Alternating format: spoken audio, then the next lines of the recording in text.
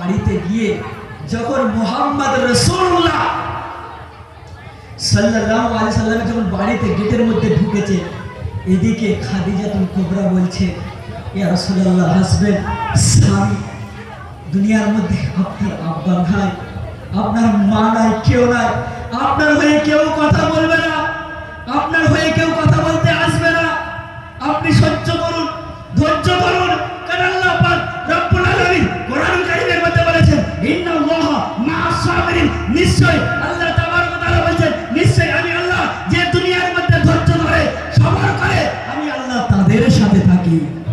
আল্লাহ পাক কোরআন কারীমের মধ্যে সূরা আল ইমরানের মধ্যে বলেছেন, ইয়া আইয়ুহাল্লাযীনা আমানু, ইয়া আইয়ুহাল্লাযীনা আমানু ইসতাঈনু বিস-সাবরি ওয়াস-সালাহ, হে ঈমানদার ব্যক্তিগণ, তোমরা সবর করো, ধৈর্য ধারণ করো, কারণ যারা ধৈর্য ধরে আমি আল্লাহ তাদের সাথে থাকি। তখন আমিরে হামজা কথাটা শোনার পরে মাথা আর ঠিক থাকলো না। এই খাদিজা, খাদিজা কে বলেছে মুহাম্মাদের কেউ নাই?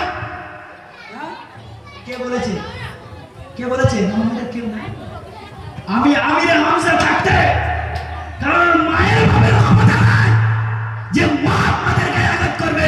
এই মুহাম্মদ, এই ভাতিজা, চলো আজকে আবু জাহেলের কাছে যাব।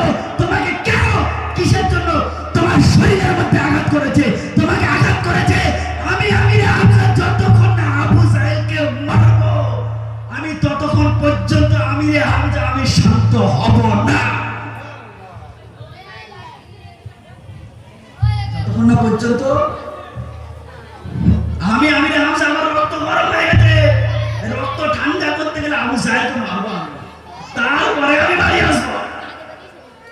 মুহাম্মদকে নিয়ে যখন আবু জাহিল, মূর্খের বাপ আবুল হাকাম থেকে হয়েছে, আবু জাহিল থেকে গেছে, আবুল হাকাম জ্ঞানের ভান্ডার ছিলেন আবু জাহিল।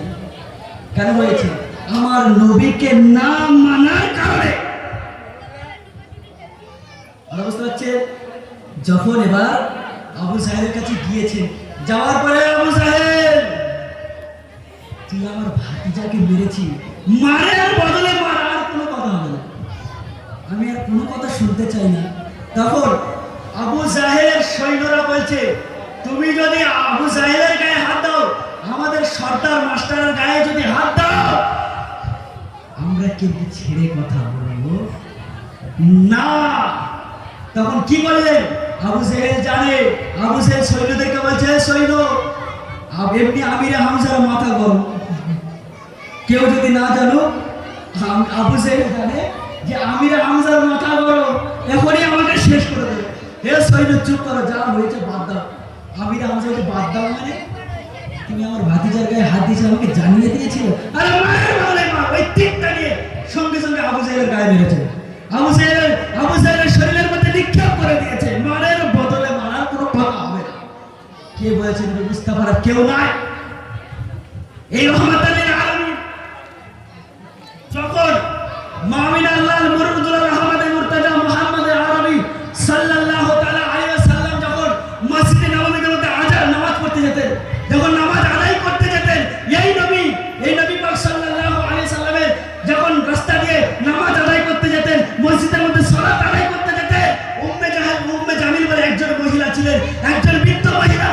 আল্লাহর রাসূল সাল্লাল্লাহু আলাইহি ওয়াসাল্লাম যখন সালাত আদায় করতে যেতেন, নামাজ আদায় করতে যেতেন, আর ওই উম্মে জামিল, ওই মহিলা আল্লাহর রাসূলের রাস্তার মধ্যে কাঁটা বিছিয়ে দিতেন।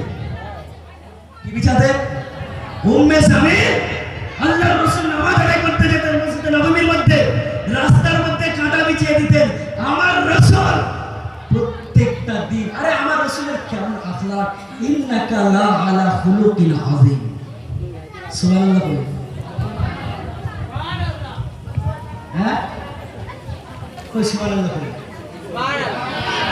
এবার তাকবীর দেন, নারে তাকবীর, নারে তাকবীর, नारे रिसालत। मैंने ये कब कहा